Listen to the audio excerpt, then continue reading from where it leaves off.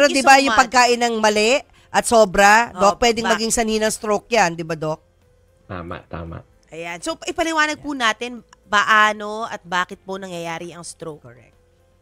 So, ang stroke po actually ay sakit sa ugat ng utak, no? Ang nangyayari po dito is yung utak, ay yung ugat ng isang pasyente, it's either nagkakaroon po ng barado or pumuputok ang ugat, no? So, ang mga most common symptoms ito, it's either usually biglaan, no? Panghihina ng katawan, balanse, or medyo paminsan may mga sensory problems or at times nahihilo sila. So these are commonly seen in patients with vascular risk factors. Kaya very important yung sinabi kanina, yung i-check kung hypertensive ka, diabetic, mataas ang cholesterol, may sakit sa puso. So nag-happen po ang stroke sa mga patients na ganito. And of course, may tinatawag po na ischemic at hemorrhagic stroke. Anong pinagkaiba po nito? So tama po, no? Ang stroke ay may dalawang klase at kailangan po nating i-differentiate because iba po yung treatment. So pag sinabi nating ischemic stroke, merong barado. So ibig sabihin may nagbara sa utak, hindi makadaloy ang dugo at oxygen. So nagkakaroon ng paralysis. Yung another type of stroke, yung tinatawag nating hemorrhagic or pagputok ng ugat. This is commonly secondary to hypertension. So iba po yung management. So kailangan i-differentiate ang type of stroke. Grabe. Oo. Kinukwento ko nga kay MJ, Doc, na yung aming pare na nagkasal sa amin, si Bishop Raul Martirez, suffered a stroke recently. He's still in the hospital, Medical City. Oh, pero at sorry. least wala na siya sa ICU. So, ilang araw din siya sa ICU. So, praying for Bishop Raul. Ayun, si Bishop Raul, pero matanda na rin naman si Bishop. Tsaka nanggaling siya, Doc, sa bypass. Yung, ang tawag mo to, triple o quadruple? Sa bypass. Grabe. Pag ganun ba, Doc, mas candidate ba sa stroke kapag nanggaling ka na sa ganyan mga heart surgeries? Yes, isa pong candidate. The fact na nagkaroon siya ng heart surgery, ibig sabihin po, meron na rin siyang cardiac problem. So isa sa mga risk factor po ng stroke ngayon ang mga cardiac problem, especially sa mga elderly patient.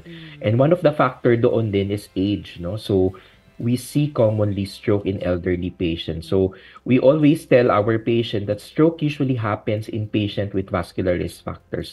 Age and cardiac problem is actually one of that. Ayun. Eh, Grabe. Doc, bakit may iba na katulad din ng isa pa naming friend na athletic? O hindi siya, Doc, yung parang inactive na lifestyle. Active siya, very active. Pero na-stroke din ho siya, Doc.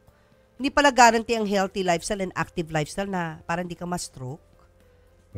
Tama po yun. Meron kaming tinatawag na mga unusual risk factors, especially for mga young patients. Kasi tama yun, tumataas na ang risk of stroke ngayon. Di ba noon sinasabi natin na stroke is a problem in the elderly, but now tumataas yung stroke in the young. Ang definition natin doon is 45 and above, no? So because this is still secondary to lifestyle, no? Yung stress, yung paninigarilyo, or at times yung mga ganun, no? Mga healthy sila, athletic, pero hindi nila alam na meron pala silang mga certain cardiac problems, no, na hindi lang na-detect, no, o kaya meron na silang nararamdaman pero parang pagod lang ito.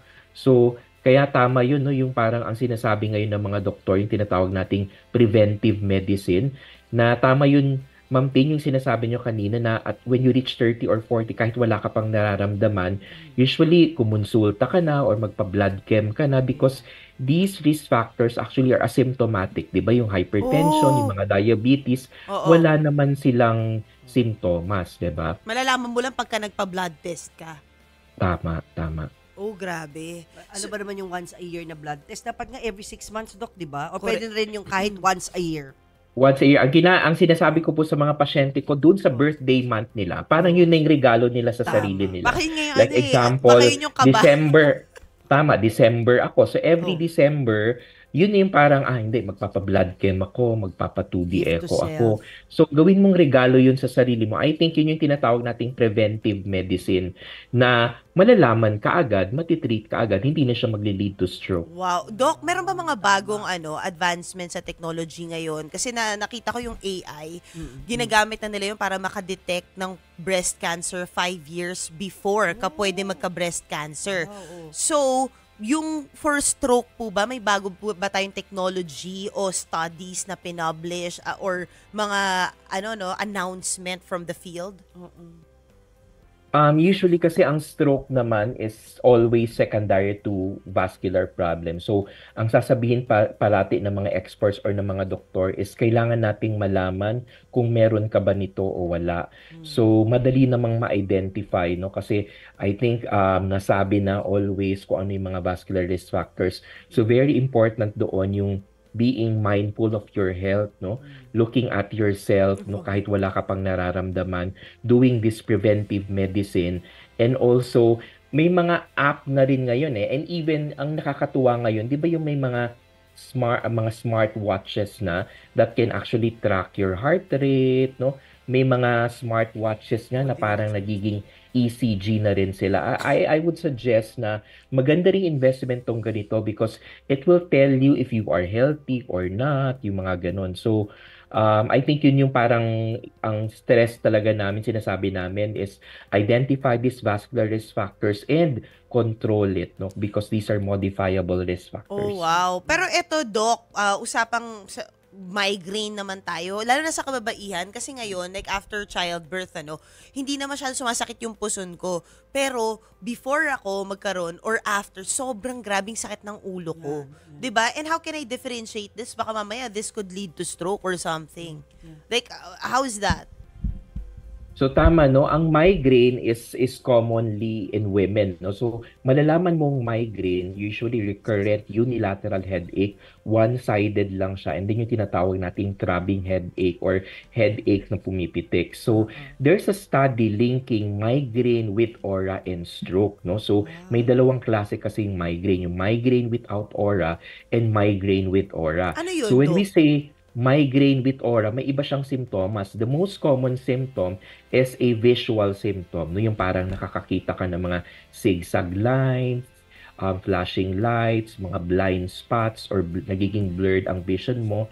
During headache, so may kasama pa rin headache, plus these visual symptoms, some of our patients will present with motor problems like transient weakness and paminsan may mga numbness. So nakita ngayon ng studies na if you are female, then you're taking OCP, no, oral contraceptive pills, plus meron kang migraine with aura, you are actually, yung risk mo of developing stroke is 2 times than a patient without, with yung migraine without aura.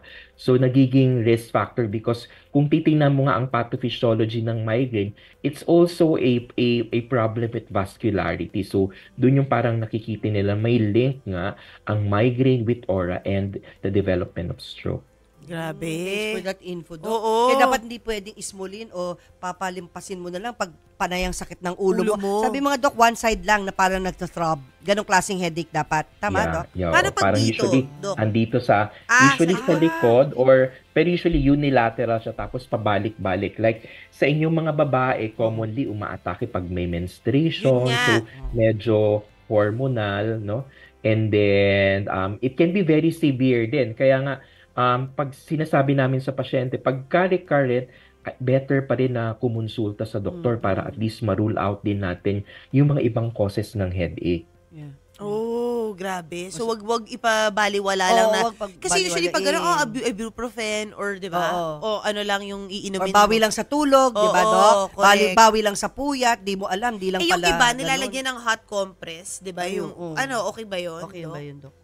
Maganda naman yon, pwedeng gawin. So, ang importante kasi sa headache, yung tinatawag naming red flags. So, ano ba ang mga red flags? Ayan, Number sige, 1, very severe headache. Ibig sabihin, worst headache of your life. Well, pumunta ka sa doktor kasi probably iba na yan. Number 2, meron kang other symptoms like headache, tapos nagkaroon ng paralisado, nagbulol ka, sobrang taas ng blood Oh, pressure gosh. mo, pumunta ka sa sa doktor, no?